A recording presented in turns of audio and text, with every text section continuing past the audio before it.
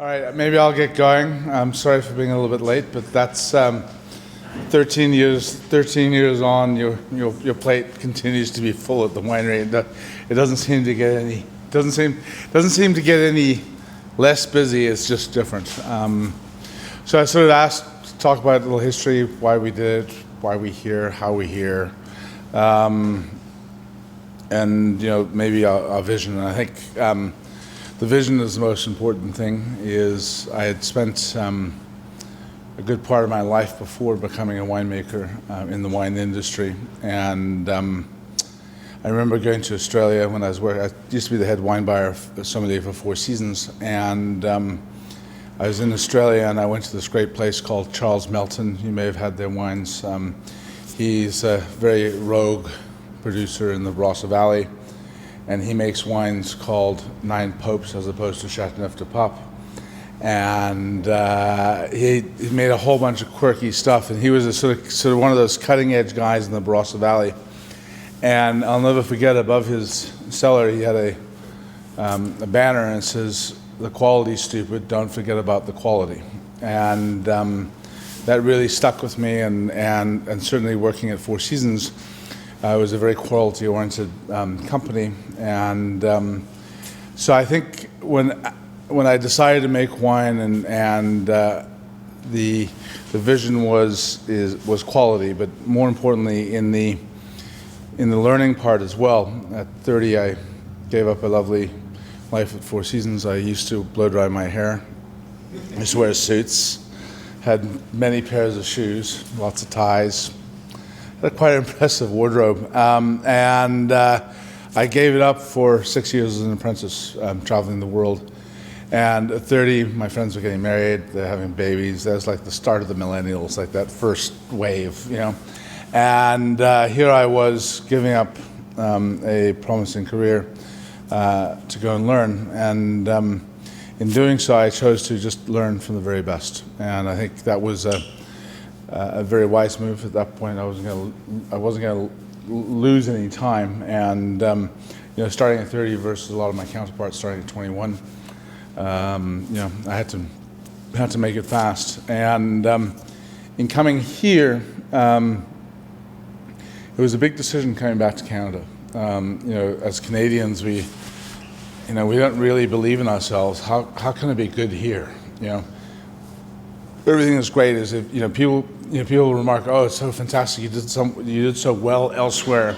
When you come back, that kind of sets you a standard. Whereas, coming back to Canada, particularly not a wine region or a wine country that would be known for anything amazing except for ice wine. And the last thing I want to do is make ice wine.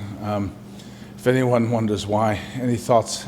Just think about picking grapes in February.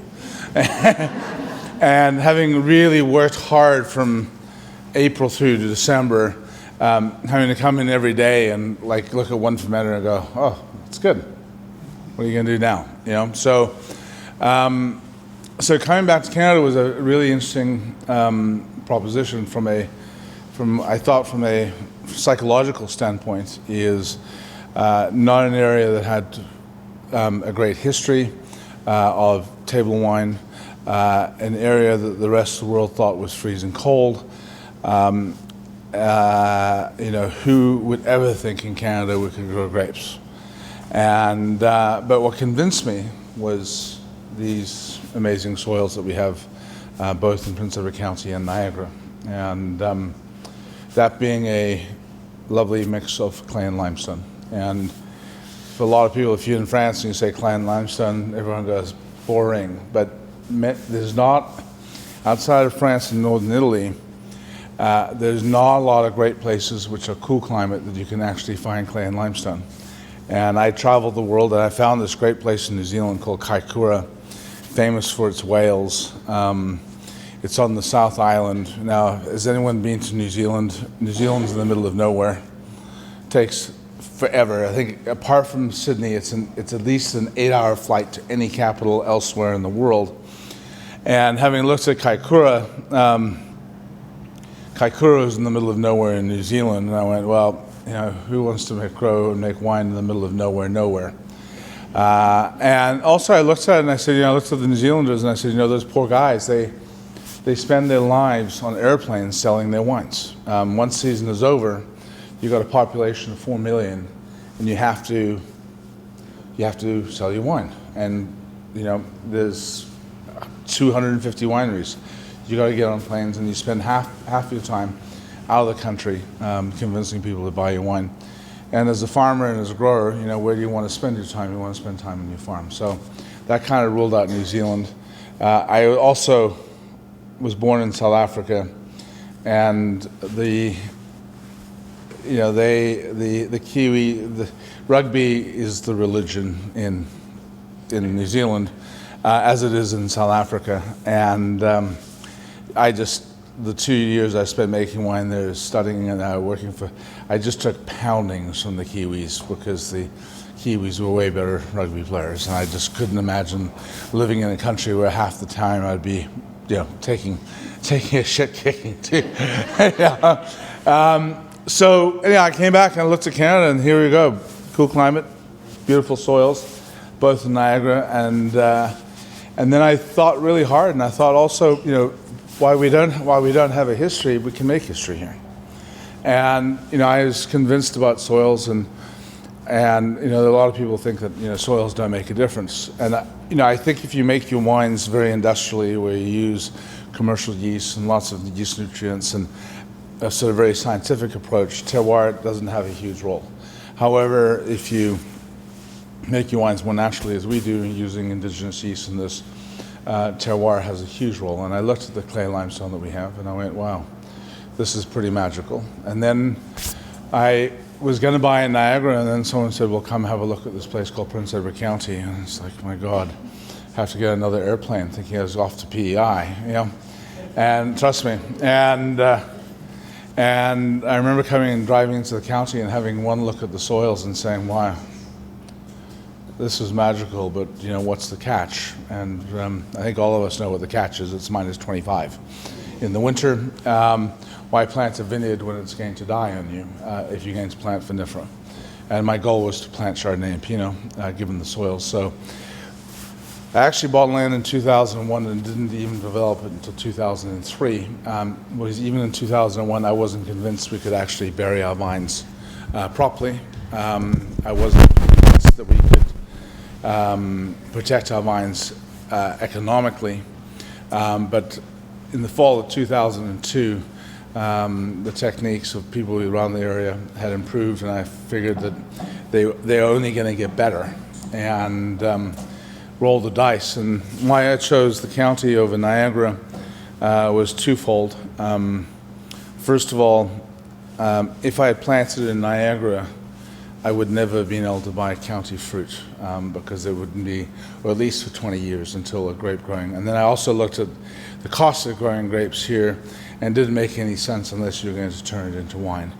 And then the second thing is I looked at Niagara, and I would have been the 152nd winery. And then I looked at Prince Edward County and said, I'll be number 6 or number 7. And I think we can do something interesting. And then also I can grow my own grapes here, and I can source some amazing fruit from Niagara. And I think, we tend to be very focused on the county, but I think we're very lucky to have Niagara next door, because this has given us an opportunity for us to actually grow, without, and particularly, A, to grow, and B, to survive. At 2015, May 23rd, if any of you grew anything in this county, you'll never forget that day. We lost 85% of our crop that night. So looking at that, and then also I looked at the county and saying, well, we're 2 hours from Toronto, we're 3 hours from Ottawa, and 4 hours from Montreal. We have 16 million people close by. And Mike Weersing, who's a great friend of mine who used to own Pyramid Valley Vineyards in New Zealand, one of the great artisanal boutique wineries in a place called just north of Canterbury called Pyramid Valley. He said the best advice he got was from a winemaker who owned a great winery in New Zealand, Australia, saying, Michael, the most important thing you do is you plant a vineyard close to a large population base. and he planted one in Pyramid Valley Vineyards, which is about as far away from the world as Kaikoura is.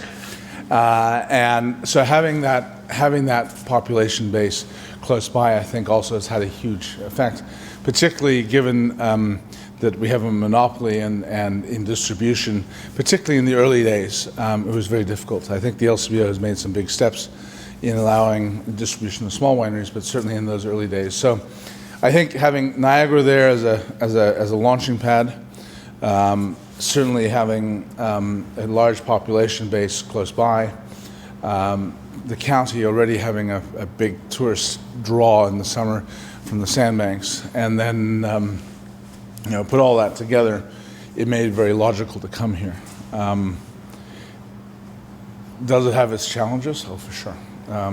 As all of you know, I think a lot of you know in this game, there are many elements into creating a brand, into making great wine. First and foremost, I think you have to be very good farmers. The potential greatness of what's in the bottle starts with the quality of the grape. Assuming one has a good site, it's how you look out and how you nurture those grapes. The farming here is hard. We have to bury our vines. There's a very short window between harvesting, laying down your canes, and burying your vines. I have 80,000 vines now, and we bury 2 canes either side, so approximately 4 canes per plant in the winter. 4 times 80,000 is about 1/3 of a million. So one has to work very efficiently and very well. So the farming is not easy. We have to unbury. Anyone who's unburying in this spring, what a challenge it's been. All I can say is thank God it isn't 2012, and we've had 25-degree weather. Otherwise, everything underground would have been pushing and been very difficult. So first and foremost, I think being here, one has to be good farmers. And if you're good farmers, it helps tremendously. I think we have a great opportunity here as well in the sense that we are a cooler climate, and we have Lake Ontario very close to us. In this day of age of global warming, climate change, whatever it is, stuff is happening. Having that lake next to us has a huge mitigating factor. It's very deep. It's always cold. No one swims on June 1st here. So I think having that lake has mitigated some of the effects of other regions which are a lot more inland. I look at Barbaresco and I look at Burgundy, and the temperatures are climbing very, very quickly on an average standpoint, whereas ours, to tell you, I've been here since 2001. Is it any hotter in the summer? I don't think so. 8, 9, those are 2 summers no one got a sunburn. Last summer it was dry, but it wasn't super hot. Even 2012, people talk about 2012 being a hot summer. It was just a very early summer.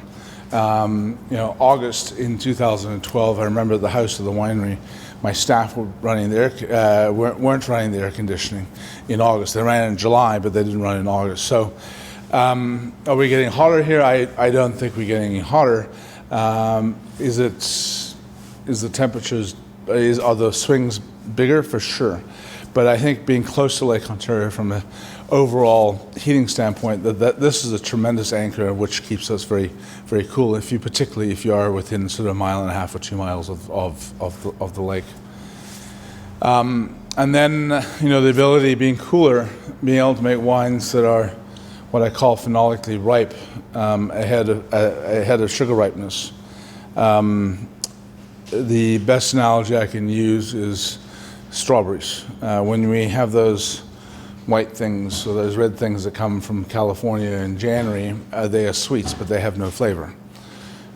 In 4 weeks or 5 weeks, when the strawberries eventually emerge here in the county and you taste those strawberries, they may not be as sweet, but they have a lot more flavor. And certainly what I'm finding here is we have this great ability to get flavor ripeness ahead of sugar ripeness, which also allows us to make wines at lower alcohols, and particularly important in the sense that we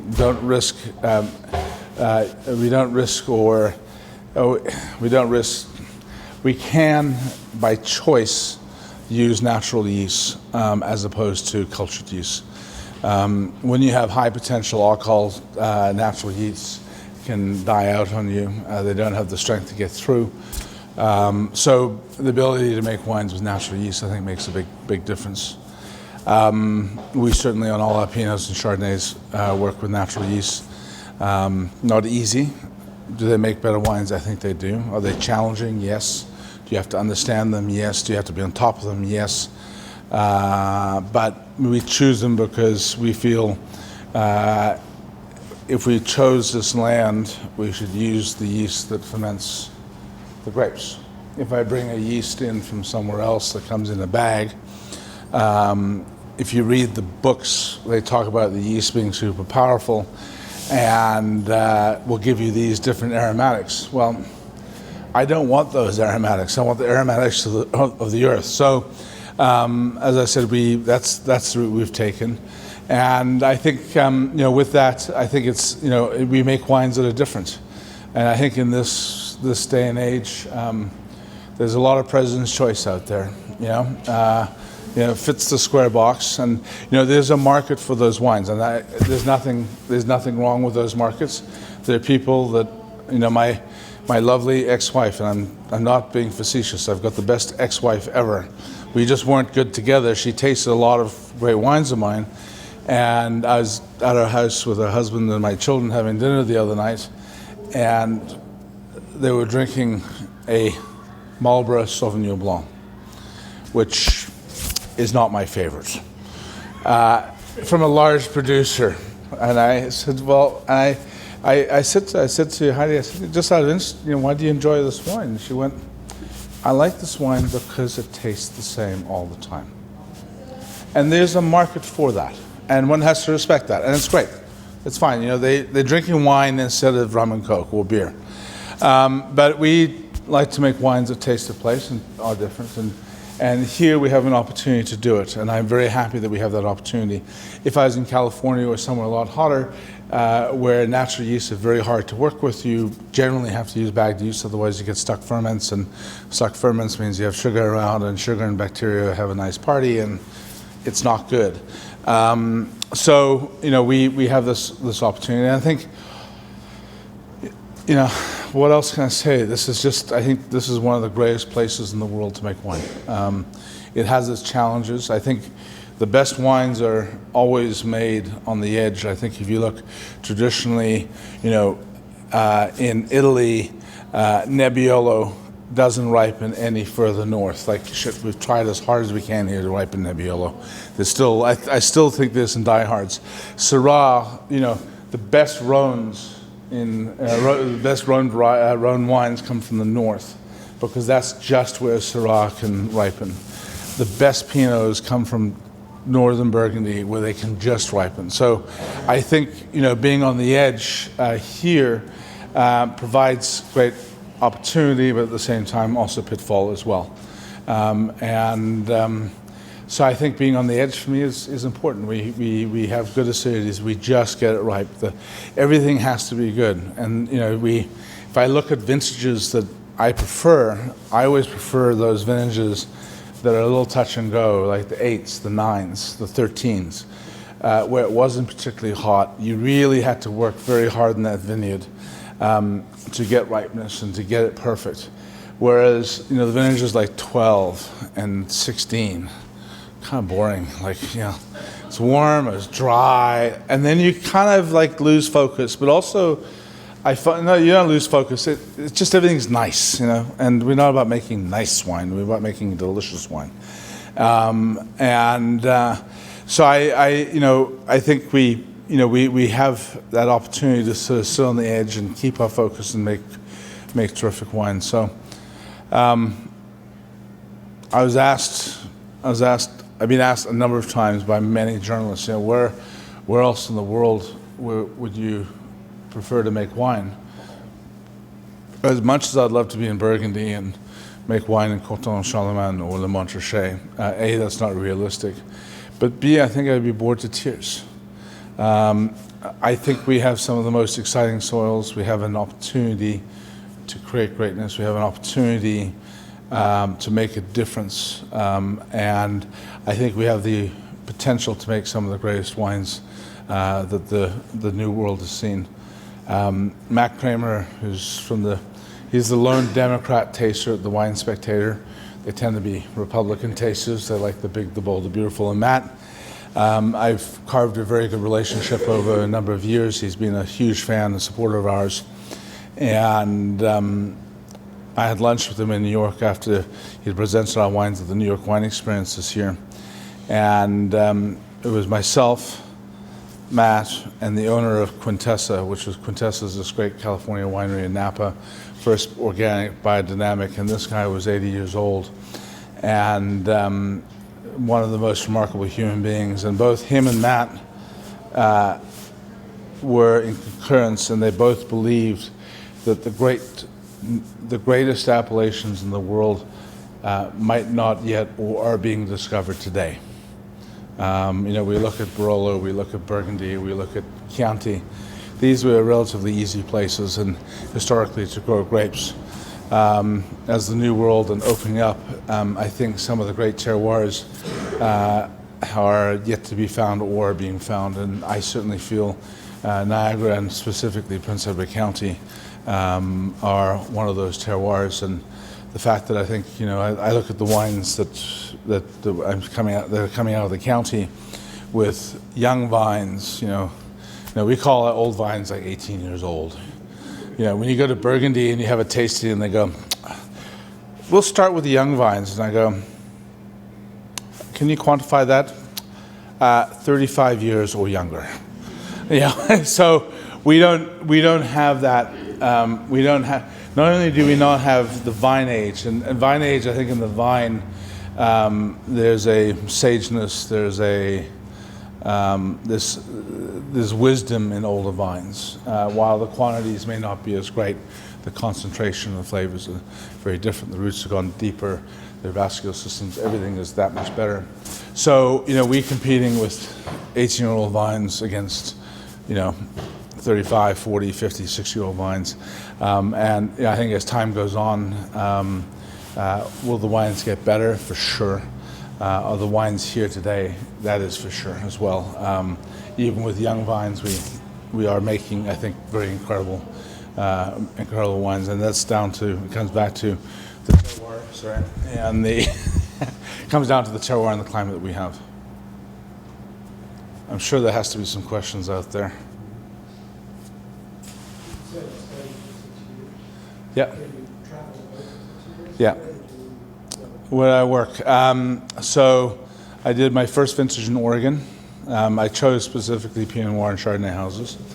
And then I went to South Africa to a place called the Hill and Arda Valley, which is the Heaven and Earth Valley.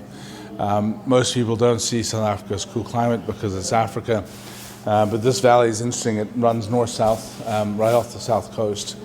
And if anyone swims in that ocean off South Africa, it is freezing. Your chance of being eaten by a great white is very small, primarily not because of the great quantity of great whites that are in the ocean, but by the amount of time that you'll actually spend in the water.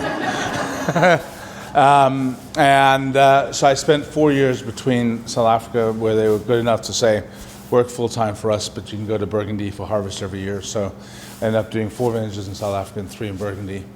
And then I spent 2 years between Santa Barbara in California and Central Otago in New Zealand. And Santa Barbara, I don't know if anyone's been to Santa Barbara, but it doesn't get warm very often. LA gets warm, but in Santa Barbara, the Great Valleys run east-west, and the prevailing winds come from the west, and they come off that coast, and that water is equally as cold. Why Napa is a lot warmer is there's a hill, and why Carneros is not Carneros, where Sonoma and Russian River is a lot colder. They're right on the coast, and Napa is sort of just tucked in 50 k's inland. So Santa Barbara is a great place to learn. And at both places I worked for amazing winemakers that gave me the opportunity to learn. I worked very hard, and I found there was a direct relationship.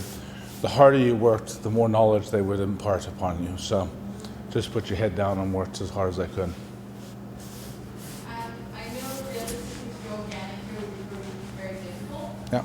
How close are we're working closer and closer. I think your vineyard has to be a very happy place, right? And we use no herbicides at all. To me, I think herbicides those glyphosates are horrible things. They just what they are. We try as best we can to stay as close to organic using softer sprays, more copper, more sulfur. But the reality is as well, we also have to look at organic sprays. Copper is a heavy metal. And I don't know how organic it is. Anyhow, we've chosen to try and spray as little as possible, stretch our windows as much as possible, try not to use any of the sprays that work from inside the plants, and that way. We're also realistic as well. Having farmed my farm for 15 years now, we have thousands of earthworms. We have tons of insects. There's swallows everywhere. The snapping turtles continue to come out of the marsh and want to put eggs into our vineyards. So I think one has to be realistic, and I think the goal is to move to as healthier possible and put things in place like growing cover crops and a number of other things which are not necessarily prescribed in organic farming or biodynamic. Also, I think those are sort of very prescribed methods, and I think every vineyard is different and every microclimate is different. One of the downsides we have here is I think in August we're very, very susceptible to downy mildew because the days are warm and the nights are quite cold. And I know I get up in the morning, I sometimes look at the concrete around the winery and think that we had a rain shower. And no, it's just the dew. And the leaves sit moist for 4 or 5 hours in the morning. So I'm certainly against big industrial farming. I think we have to be good custodians of the land, and we work the best we can, and being realistic at the same time. So the French call it sustainable or raisonnable, I think they call it, and that's the way we go. And I think also in that whole organic biodynamic, what's interesting, very little of that is prescribed into the winemaking. So you can have organic farming and you can use an industrial yeast from Scott Labs and still be called organic. Whereas we try and take that very natural approach from start to finish, if that makes sense. Yeah. You want your wines to be alive. You don't want them dead. Yeah. Does the weather this spring have any implications for? It's been challenging with all the rain. I think most people hopefully have planted on a bit of a slope, and which helps with drainage. It certainly had an impact, particularly in getting our hills down. When you build big hills and you need drier weather. As I said, thank God it's been a very cool year. What have we learned from this vintage? I think, or this spring, I think I'm going to get in next year by March 20th if it's dry and we've got beautiful, and it's been dry for a while, and we can get in a little bit earlier and do the first cuts on our hills. I'm going to do that. We're not getting minus 25 in March, end of March. So even if we have a little bit of protection, leave it that. So I think years like this, it's important. You look at it and go, okay, well, we may get another one like this down the road in 10 years. What can we do to mitigate that? What practice can you implement to do? So I'm very happy. It's cool. We still have some canes underground, and also it's a year where it didn't get to minus 17. So everything above ground is alive, so we're very happy. But had we had minus 25, a warm spring, and still having canes underground because we couldn't get them out, would it be a concern? Oh yeah, because those are the buds that are alive. Thank God we've got lots of buds alive above ground that we're using, but every year has its challenges, trust me. Yeah. It's farming, and you adapt and you work with it. And I think one of the big changes I'd say is being able to have a decent labor force now as we are a bigger size. It allows you to react instantaneously And I'm of the mindset we carry for our fields most probably one or two bodies a little bit heavy, so that in those times that we need to react and we need to do something right away, or we need to be proactive, it's very helpful. I remember the early days where we had no labor. Oh, God, it was terrible. Yeah, we made it happen, and we got to where we are today. Any other questions? You hear really interesting point about the best wines coming from being right on the very edge of where the grapes can grow. There's wineries now opening up in the UK where previously that wasn't possible. Sure. It's getting further north. My question is, do you think 50 years ago it would have been possible to have a winery in Gibbon County? And maybe 50 years from now, is there going to be more territory or more terroir that's exposed to possible treatments? Well, I think a lot of it is mindset. So, for example, when I was working in South Africa at the Himalayan Valley, and the winery next door to us was Hamilton Russell, and that had been planted by Peter Finlayson, who was the winery I was working for. And the mindset when Peter Finlayson planted the vineyards at Hamilton Russell, and the Hamilton Russells bought that land, was it's way too cold to grow grapes there. And that's Southern Africa. When we started planting, when they started planting vinifera, 35 years ago in Niagara, the mindset was, it's Canada, it's too cold. So I think we're a lot smarter today. We actually look at numbers, and we look at frost cycles. I think the biggest mitigating factor is actually, at this point, can you grow grapes there? Yes or no will be determined on the frost cycles. The heat units, if you got your frost cycle, your spring frost is early enough and your fall frost is late enough, unless you're growing on this shallow soil, you most probably can grow grapes there. And that's how I see it today.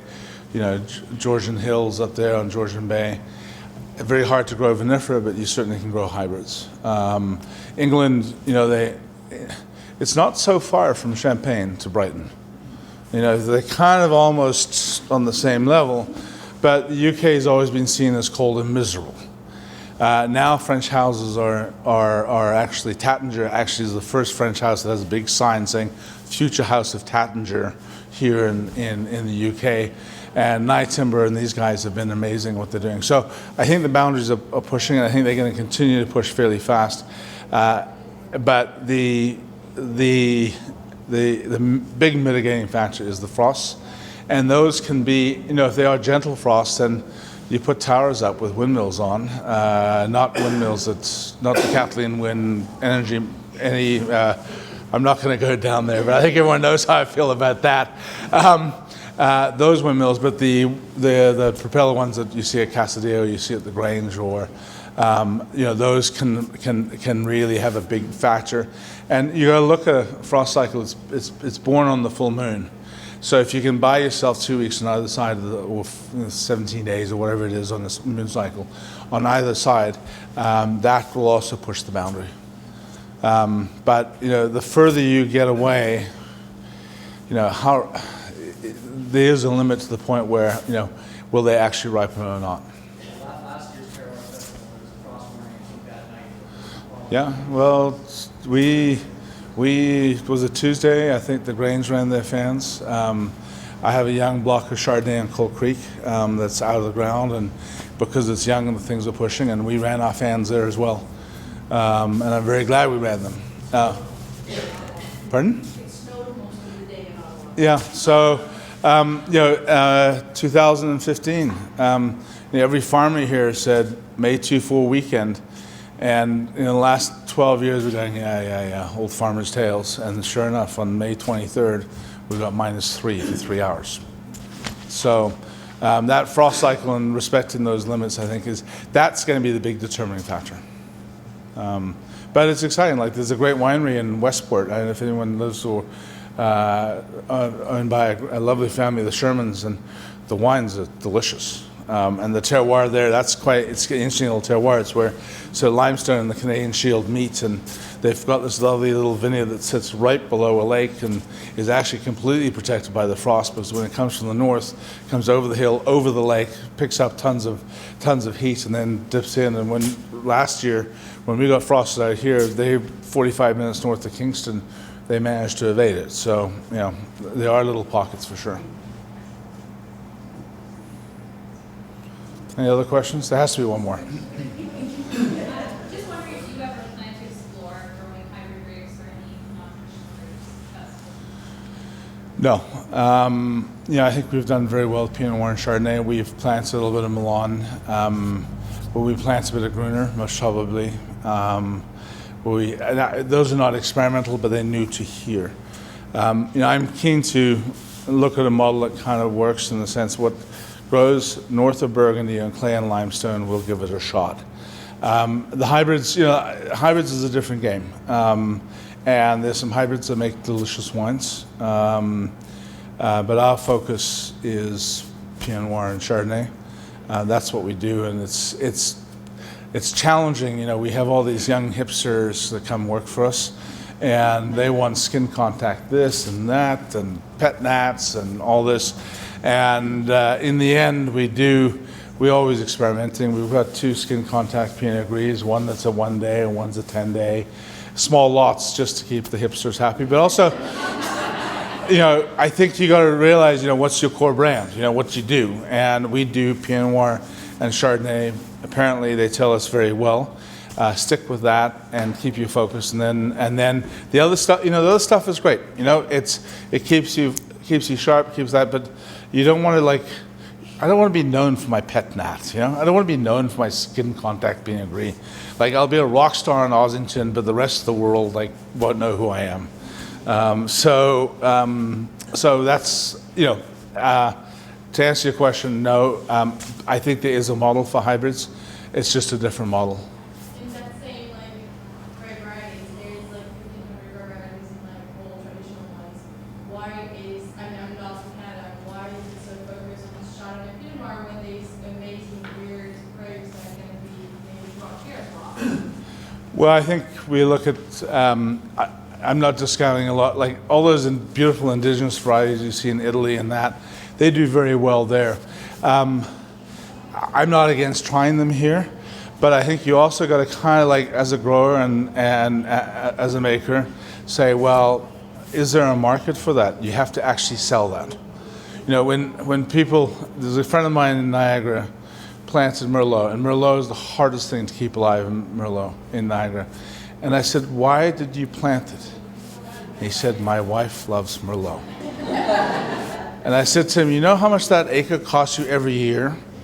And he goes, thousands and thousands and thousands of dollars. I said, you know what? You and your wife could sit down to a bottle of Petrus once a month at $2,000 a bottle, and you'd be really happy. So why don't you rip out the Merlot, don't spend $10,000 a year, and enjoy a bottle of Petrus once a month. So, I've been told I've got to finish. I'm around if anyone has any questions. I'm kind of shy, and come and see me. Okay, thanks for coming.